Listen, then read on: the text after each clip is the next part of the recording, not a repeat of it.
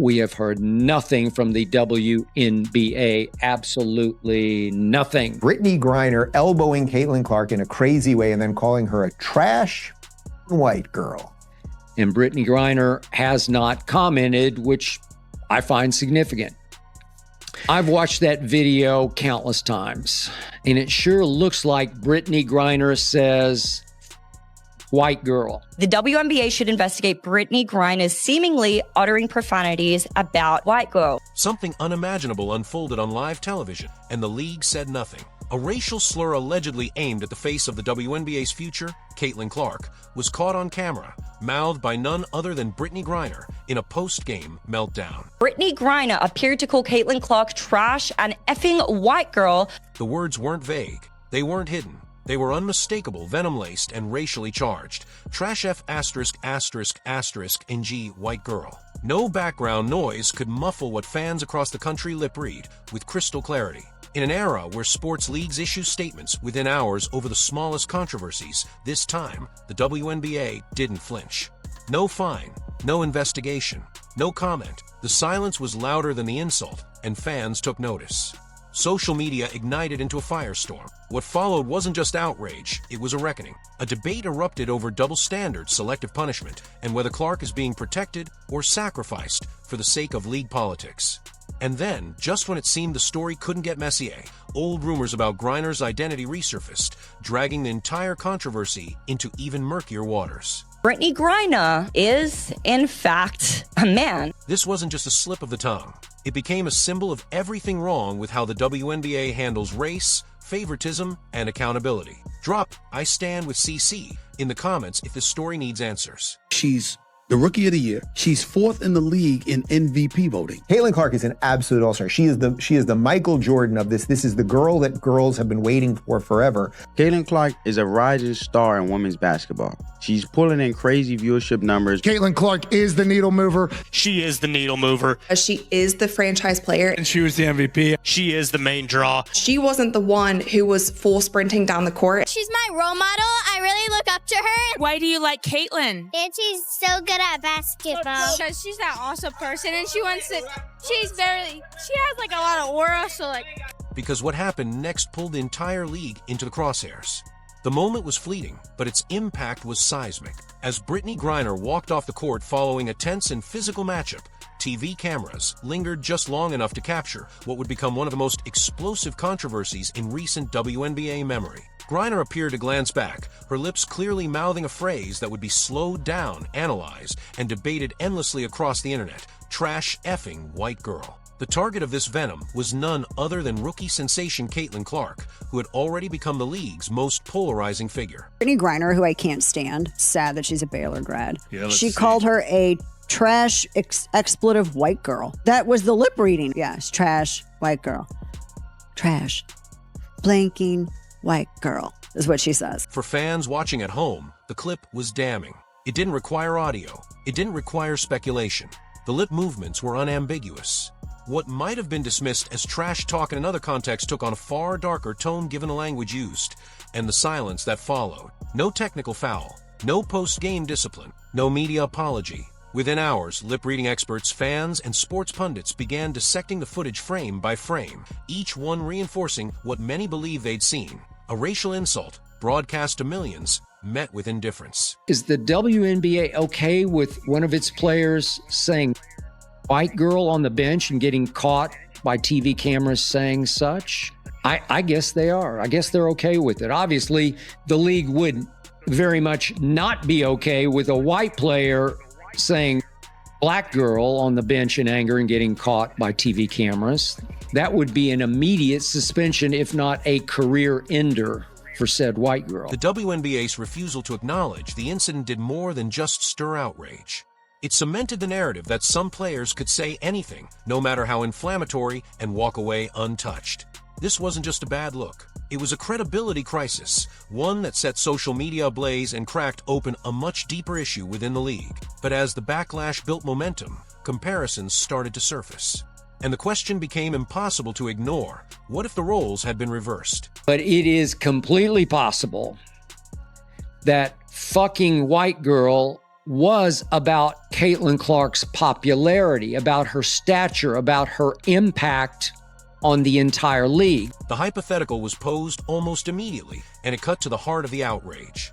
What if the exact same words had been said by Caitlin Clark, directed at Brittney Griner? Imagine Clark in a moment of frustration, muttering the phrase, "Trash F asterisk asterisk asterisk ing black girl," on national television. The reaction would have been instant and unforgiving. She has been abused repeatedly. We have shown you videos, just getting elbowed, getting crushed, inbound passes where they ram into her, just absolutely abused, and there clearly is a racial element to it. Headlines would dominate every sports outlet, major networks would demand accountability, and the league office would issue swift disciplinary action, likely including suspension and mandatory sensitivity training.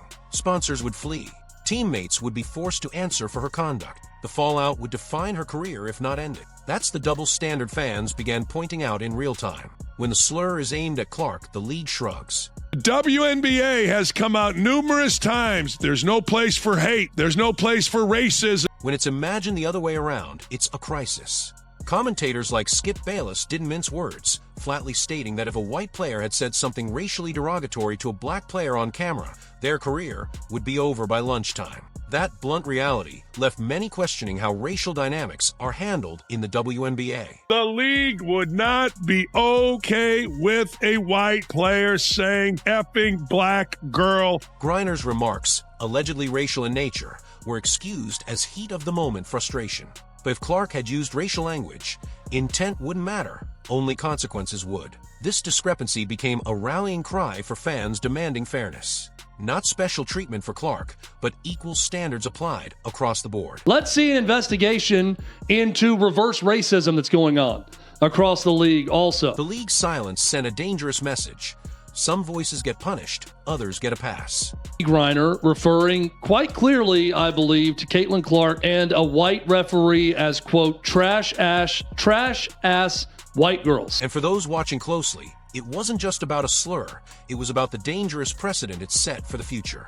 But Griner's words weren't just an isolated moment. They were part of a growing pattern of hostility aimed squarely at Clark. If you are a straight white woman in the WNBA, there is no way that you feel completely safe. The incident involving Griner didn't erupt in a vacuum. It was simply the latest and most public example of a disturbing pattern that has followed Caitlin Clark since the moment she entered the WNBA. From her first preseason game, Clark became a magnet for hard fouls, elbows to the body, aggressive closeouts, and occasional off-ball cheap shots that went suspiciously uncalled. The physicality wasn't part of routine defense, it was calculated. The noise that's coming. I don't appreciate the new fans that sit there and yell racial slurs at myself, my teammates, and and the people that I play against. Because yeah, those might be opponents, but those are friends too. You know, they don't deserve that. So I don't appreciate the new fans that think it's okay to do that. It was personal. It was an effort to send a message. This rookie phenom, with all the hype and attention, needed to be humbled. But Clark wasn't playing dirty. She wasn't taunting opponents or breaking unwritten rules. She was just dominating, and for some veterans, that was enough to provoke retaliation. Caitlin Clark got roughed up repeatedly by defenders throughout her rookie year last year. It was attempted bullying, trying to break her spirit, intimidate her, put her in her place, get even with her for all the attention she was getting. Her rise meant more eyeballs on the league, but also meant disrupting the old guard. That tension simmered for weeks, but Griner's outburst was the boiling point. The words she allegedly used didn't just reflect frustration, they revealed resentment. Clark's success was never just about stats. It was about what she represented, a shift in power, attention, and revenue. And for some, that made her a threat rather than a teammate in the broader mission to grow the sport. WNBA without Caitlin Clark remains an attraction that not many people want to watch. Without Caitlin Clark, is going to massively affect the WNBA. Caitlin Clark is the closest thing that they have to quality play. Caitlin Clark, the Caitlin Clark effect is very real. She is the most valuable player in the league. Racial undertones can't be ignored here either. The fact that Clark is white, widely embraced by Middle America, and hailed as a generational talent has drawn criticism from some corners of the league who view the attention she receives as disproportionate. Yet none of that justifies what's happened on the court. The hits, the slurs, the body language from opposing benches, it's all built a portrait of a player being punished not for how she plays, but for who she is. And the league's reluctance to intervene only deepens the divide. As the tension swelled, the one voice fans waited on, the WNBA ace, remained silent. He stated in part, obviously, the league would not be okay with a white player saying effing black girl on the bench in anger. In a moment where decisive leadership was not only expected but demanded, the WNBA opted to say nothing. No press release, no on-record quote, not even a vague statement reaffirming the league's stance against hate speech. The silence wasn't interpreted as neutrality, it was interpreted as complicity. Fans had seen this before, but never so blatantly. She accused the Indiana Fever fan base of being racist.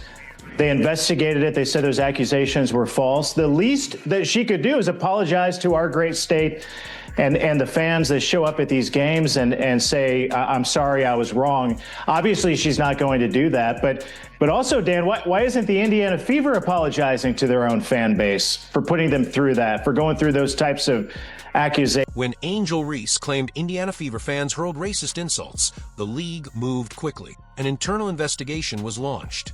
Media outlets amplified the narrative. Yet when a player allegedly hurls a racially charged slur at another player, caught clearly on national television, the response is zero. That disparity in response became the real scandal. The league's inaction gave the impression that punishment and protection are handed out based on reputation and race, not on principle. Brittney Griner comes out and says, I am so sick and tired of the WNBA. It used to be a peaceful, small little thing. Now there's crowds screaming, hollering. This is disruptive. It's not allowing us to play the game. Every time we play her, there's this commotion, like this loud rumbling from the stands. Turns out it's people, thousands of them, just sitting there watching on purpose. It's very disruptive. In the absence of a formal disciplinary process, fans and commentators stepped in. They flooded social platforms, dissecting every frame of the footage, demanding accountability, and wondering why the same standards weren't being enforced across the board. And it wasn't just casual observers speaking out. Former players, sports writers, and civil rights advocates called out the league's hypocrisy. The brand that promotes slogans like no place for hate and equity for all was now being seen as picking and choosing who gets defended and who gets ignored. For many, this moment marked a turning point in trust. If the league couldn't stand up for its biggest star under attack, how could it claim to stand for women's empowerment at all? The double standard wasn't just disappointing, it was corrosive. And it set the stage for a tidal wave of backlash that would take the controversy to an even more volatile level. A revival of long-dormant rumors that had stalked Brittney Griner for years. Flag you, Brittney. Let me see something real quick. Brick, thank you. Get the hell out of here, yo. Yo. Jab stepping, it's a brick. Swing and a miss. Oh! Yo, I ain't gonna fake it right now. That this person is not a female. Firstly, because this was actually posted to Brittney's personal Instagram. As the backlash over the slur deepened, an old controversy exploded back into spotlight. This time, it wasn't just about words, it was about identity. A resurfaced Instagram story from Brittney Griner, originally posted years ago, went viral again. The clip showed Griner shirtless, revealing a flat chest and features that led many viewers to question how the post had remained online for over 100 weeks without being flagged for nudity. Instagram's AI, known for aggressively censoring female-presenting content, didn't remove the video. That detail triggered a flood of speculation. Many argued the platform's detection system had interpreted Griner's body as male, not female. In today's climate, where identity and fairness in sports are increasingly linked, this observation became fuel for a much bigger fire. That this person is not a female. Firstly, because this was actually posted to Brittney's personal Instagram.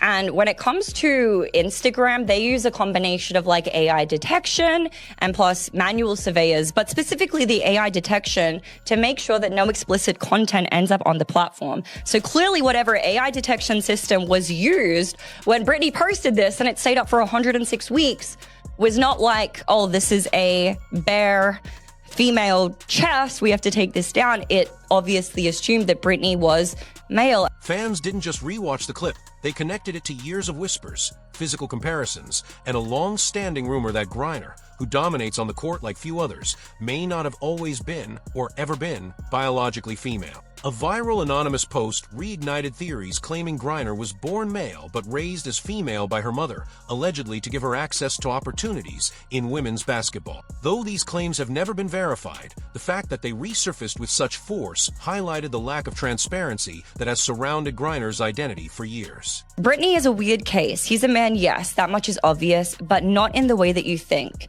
He isn't trans. He's a straight cis male who was raised as a girl and given a girl's name by his parents. His mother is the insane one. She forced him to live as a female right up through high school, filled out all of his paperwork, including BC as female, and kept the charade going. The narrative was no longer confined to fringe forums or conspiratorial corners of the internet. It had gone mainstream, driven not by baseless slander, but by evidence that begged legitimate questions, ones the league had never answered. And that silence, much like in the racial slur controversy, made the situation worse. The WNBA's refusal to confront these questions only added to the impression that it was more interested in protecting certain players than preserving competitive integrity. But this wasn't the first time Griner had benefited from powerful forces keeping her above accountability. WNBA crew are very fond of virtue signaling, but even when it comes to Brittney's exchange for like the Merchant of Death, which is insane, by the way, but had that been just like a straight white girl, my guess is that straight white girl would probably still be rotting in a Russian prison. Long before the slur and the viral Instagram clip, Brittney Griner was already at the center of an international incident that raised serious questions about influence and favoritism. In 2022, Griner was arrested in Russia for possession of cannabis oil, a crime taken very seriously under Russian law. Her detention sparked global outrage and diplomatic pressure from the highest levels of the U.S. government. Eventually, she was released, not through a standard legal process, but via a controversial prisoner swap for Victor Bout, an arms dealer so notorious he had earned the nickname the Merchant of Death. This wasn't just a player coming home. It was a trade involving national security assets, a level of attention few athletes, let alone civilians, would ever receive. Critics immediately asked, would the same effort have been made for anyone else? Brittney was male and therefore being topless on the platform was totally fine. It did not constitute as nudity. Now, some people may speculate, okay, well, is Brittney trans? Specifically, would a white female player like Caitlin Clark, with far fewer political ties and media coverage at that time, have been treated with the same urgency? The answer, for many, seemed clear. That incident didn't just signal Griner's importance to the league. It showed the extent of her insulation from consequences. While Griner was positioned as a victim of geopolitical injustice, others pointed to her return as a symbol of privilege, an athlete shielded from the rules that apply to everyone else.